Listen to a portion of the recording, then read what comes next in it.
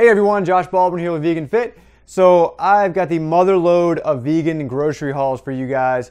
I got a ton of comments in my 1,000 subscriber video, and it seemed like the majority of the comments, people wanted more food videos. So that's what we're doing. I'm gonna make meal prep videos for you guys. I'm gonna show you how to make the best bulk meals, the best cutting meals, the best smoothies and milkshakes and all kinds of crazy stuff. I'm gonna show you an enormous amount of food and recipe idea videos in the next couple weeks or so. So I'm trying to shoot a lot of them. I bought a ton of stuff at the store today. I spent about $130, which sounds like a lot, but I've got food here for a minimum of 2 weeks, and really a lot of this stuff will last me a month or so.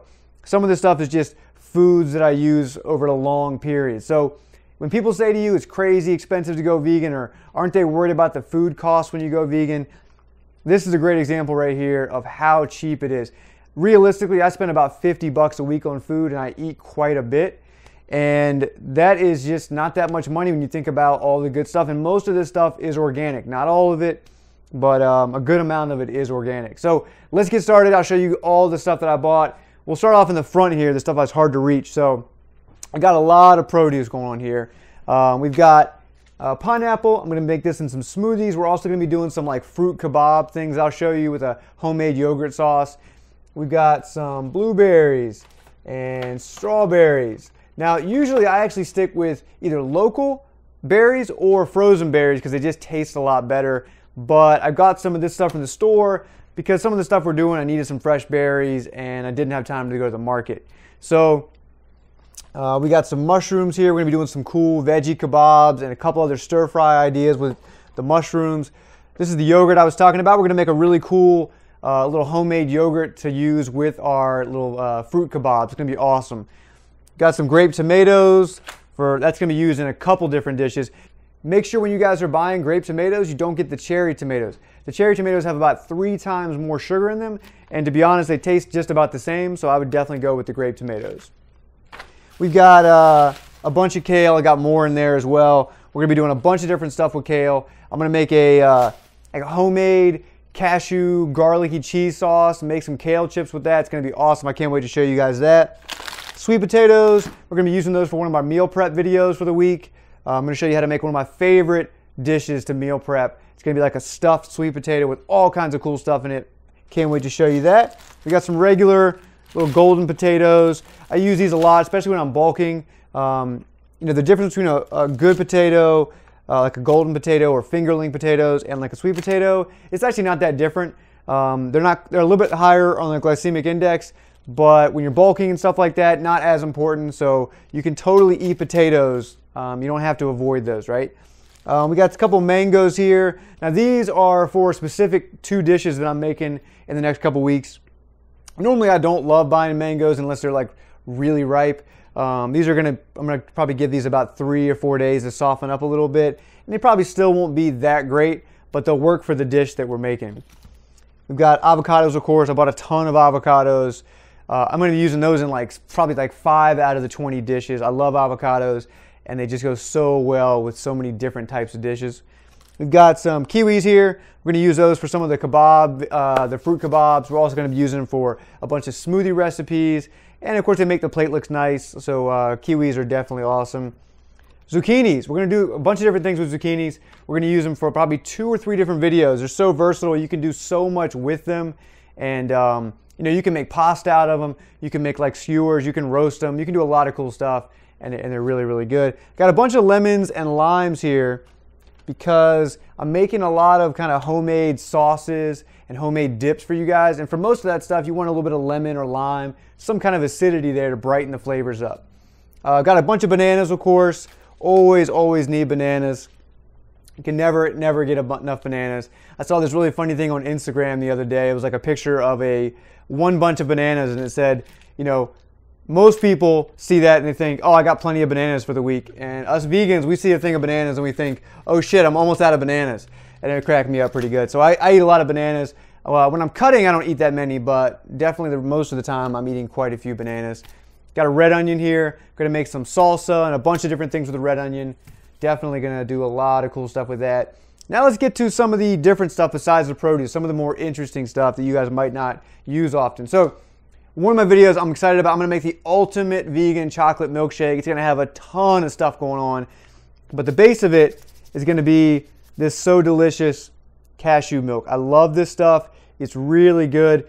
They've got this, this is the chocolate cookies and cream. They also make a regular chocolate, but the So Delicious cashew milk ice cream is legit. I also like the Ben & Jerry's quite a bit, but I decided to try this one out for the shake. Got a bunch of frozen berries. Like I said, most of the time I'm using frozen berries, not fresh, just because they pick them when they're ripe. The biggest difference is people think that because they're frozen they won't taste as good, but the reason they taste better is because they pick them when they're ripe. When you buy berries like this, you know, these were probably picked a week ago. If I'm lucky, it was maybe 3 or 4 days ago, but probably about a week ago. They definitely didn't pick them when they were ripe, because if they got here a week later, they would be mush, right? They would be bad, they'd be rotted. So they pick them before they're ripe, and then we get them and they look like they're almost ripe. And that's what you get with like local berries, or not local berries, but when you go to the grocery store. If you go to a farmer's market to get local berries, that's the best way to do it, because they probably picked them the day before they went to the market, or maybe even the morning of the market. So they're going to be super fresh. They're going to pick them when they're ripe. But most of the time, most of the year, I resort to the frozen berries. Blueberries, strawberries, they pick them when they're ripe, especially the strawberries. I don't know about you guys, but I hate a white strawberry when I cut into it. So with most of the frozen brands, when you cut into it, it is deep, deep red. So that's kind of the better choice. I've got, of course, some of my chocolate bars. Now, this is my favorite brand. This is the Endangered Species. I get the 88%, super low in sugar, and it's just got an amazing taste to it. If you guys don't love dark chocolate, you might want to start off with like a 70%, but this 88% is awesome. I'm going to make a really cool chocolate sauce out of it. I've got some white beans, some Great Northern beans, cannellini beans, whatever you want to call them. We're going to do some cool stuff with this. It's going to go in one of our meal prep videos. Normally, I would always make my beans in the pressure cooker, but I'm not making that many of them for the meal prep. So because of that, I just bought a couple cans just to make it easy on myself. But otherwise, I would always use a pressure cooker for that kind of stuff. I got some granola here, a couple different bags of granola. This is a really good brand, this kind of Back to Nature brand. Unfortunately, they're not organic. I think some of the ingredients are, but they're definitely good and kind of a cheaper alternative to some of the organic ones. And I'm going to use that in some cool videos. I'm going to show you guys how to make an awesome blueberry bowl or an acai bowl from scratch. Super, super good, super easy. We got some golden flaxseed meal. This really isn't even for any of the videos. It might go in 1 or 2 of them or something like that, but I use like ground flax seeds or flaxseed meal in my smoothies all the time or in my bowls, because it's got an enormous amount of omega-3s, really good for you, probably just about the best you can do in omega-3s. Now going along those same lines in the omega-3s, where's all my stuff? We've got some chia seeds, right? Kind of the same thing, right? Really high in omega-3s, also high in protein, good fats as well. Moving on down, got some lentils. I'm definitely going to make a couple different dishes with lentils. I can't wait to try this one dish. We're going to make something called a zifa, which is an Ethiopian dish that I've had recently that I fell in love with. It's kind of a cold lentil salad. So I'm going to make that dish, show you guys the recipe. It is amazing, incredible. And it's only like 7 or 8 ingredients. Really simple stuff. Then I went ahead and bought some nuts here. I've got some pecans, we've got some cashews, and I've got some walnuts. The walnuts are probably my favorite because they have the best omega-3 to 6 ratio. So they're really, really good for that. But also they just taste great. The pecans taste great, pecans, however you say it. And then the cashews, I'm going to use these for the little cashew cheese sauce I'm going to make. It's going to go in a couple different dishes, but the main one will be that kale chip recipe I was talking about. Got some quinoa here. That's going to go in one of our meal prep videos. I'm going to use that for a bunch of different stuff. You know, quinoa is a complete protein. It's also really, really good carb for you. Very low on the glycemic index and tons of protein. And I've got some pearl barley here. Now, if you guys haven't had barley before, it's actually delicious. It's one of those grains that we don't get often, but it's just as good for you as the other grains, and it's super fun to like mix it up and try different grains. We're going to be doing a cool dish with this one. I'm going to show you guys how to make like a cold barley salad. So we'll have some roasted tofu and veggies and stuff like that, but the barley will be cold, and it's awesome. And let's see what else we've got. we're almost running out of stuff. Of course, I got a ton of broccoli. Broccoli's used in a lot of stuff. Gonna use that up. And probably the last thing here, I guess, I've got some of these spicy sweet chili Doritos. Now, I should not be eating this kind of stuff right now because I'm cutting right now for our 8-week challenge. But I want to do a cool dish. I saw this really cool recipe. I'm going to try it out. Hopefully it goes well. We're going to do some kind of Doritos crusted tofu. I think you guys are going to like it. I think I'm going to like it quite a bit. I'm just not going to eat too many of them. But a lot of people think Doritos aren't vegan, but these spicy sweet chili ones are vegan, and it's actually crazy because they're the best ones. These are so freaking good. And that's really it. I mean, that's, I think I covered everything for you guys. So if you guys have any questions or comments about all the food coming up, or if you have any ideas of cool recipes I should make with this stuff, definitely let me know down in the comments. I'm going to be making a ton of food here. Like I said, I'm going to try to shoot about 15 or 20 videos in the next few weeks before we go away for vacation.